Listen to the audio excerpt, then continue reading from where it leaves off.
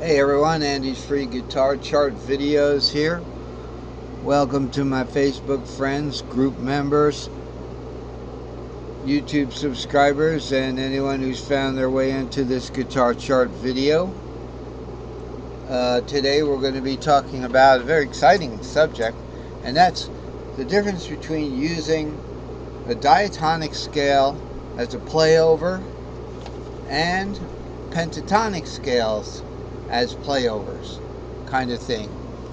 It's not particularly the title here of this is best patterns for diatonic scales. Pretty much an initial try at the topic of the chart. So this is 179. This is the newest chart, and it looks a little bit like a couple of charts ago. And then also we're going to cover today the dots. Okay, it's good to have a good dot review. If we look over here on the piano, say this is a colored key piano. So C's yellow, D's purple, E's green, F's white, G is red, A is light blue, B is dark blue, and C is yellow. You know, it's just like, and these are shaped just like piano keys. Any piano player sees this going to know exactly what it is. The accidentals, okay, are the sharps and flats. So C sharp is also D flat, same note. D sharp is also E flat, and then etc., etc., etc. Here is where the dots fall on the piano. And don't worry about this up here. I know this has what looks like dots on it, which is interesting, but that's not why I put it there. I just kind of put it there for just in case we need to explain some things about mobility, strings up, down, sideways, the difference between caged and fourths and fifths. Caged is every letter shape, fourths and fifths are every other letter. Okay, so that's why I put that there, but it's funny that it looks like dots. It's not. So the dots on your guitar, if you were to put them on the same exact notes, if you're E-tuned, right? E-tuned. In my case, I'm C-tuned, but to make the guitar E-tuned, I just put the capo on the E, and then it's just like your guitar.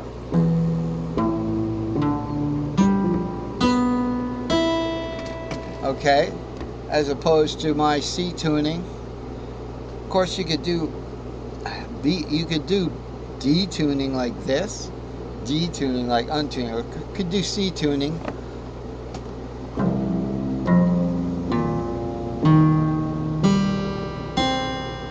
Okay, and then I'm going to try this. I haven't tried this before. I always got to do something daredevil, right? D tuning.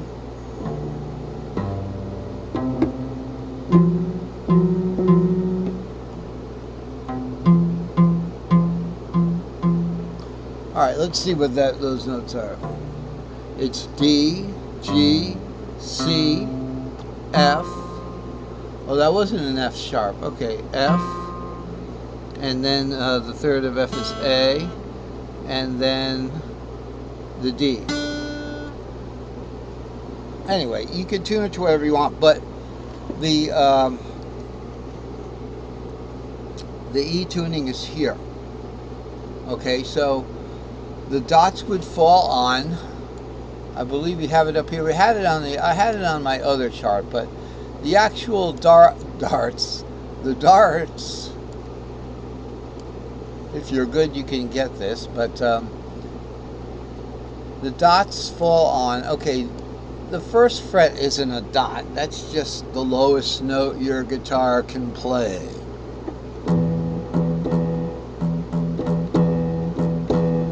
That's the lowest note an E-tuned guitar can play. So I put a dot there for the fun of it, but that's really not a dot note. So then the next note up the first dot is the G dot.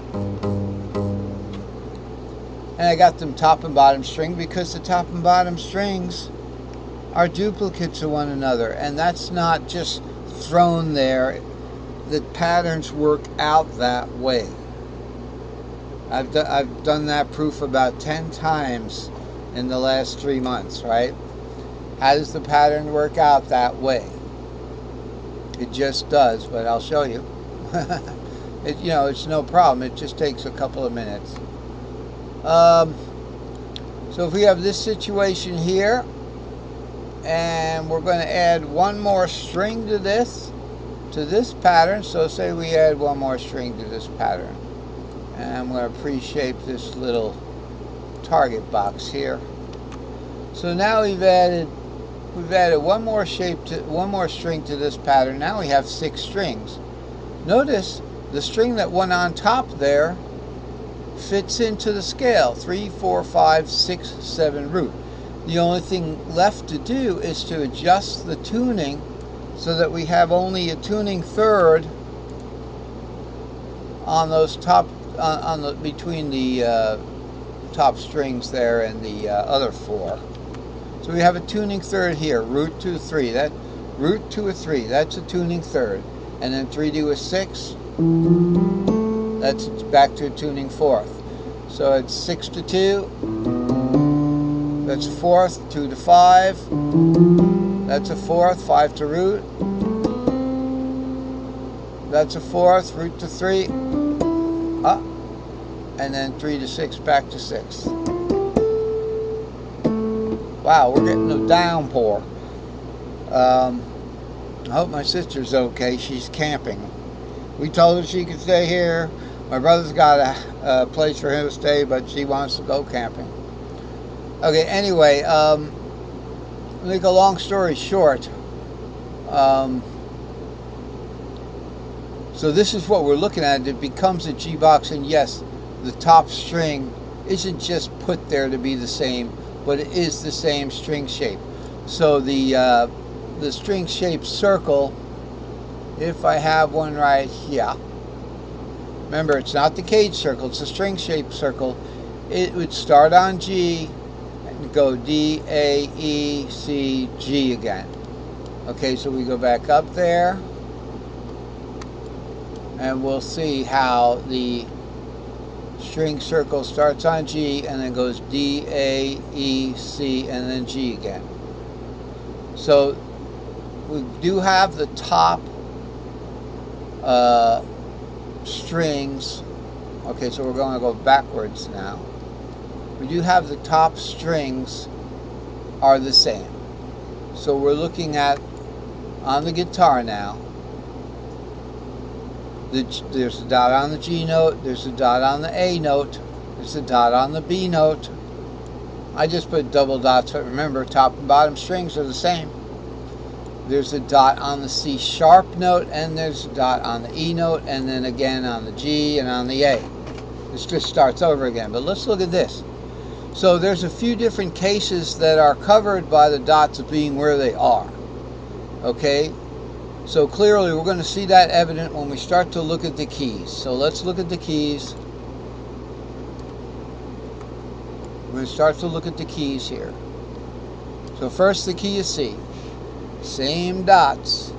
G, A, B, C sharp. Well, look, the C sharp isn't part of the key of C, so it's irrelevant. The action notes that are in the key of C is E, G, A, and B. Okay? And that's where your dots are. Alright? So the dots are on the E. That's up here, the E up here, but kind of, virtual dot down here. E, G, A, B. So there's 4 of them. So you look for the dots. In my case, I think I covered up the dots but with my grid, but I would look for the dots. So look at that 6, I say G, I'll look for the A there. That's for a dot. Well, you would look for a dot, and you know that would be the A note. And that A note would be on the bottom string. And that is according to the way it's tuned. Now, if the A note's the 6th, the G note's the 5th, what do you think the E note is? The 3rd at that point. So in the key of C, this is the way the dots line up.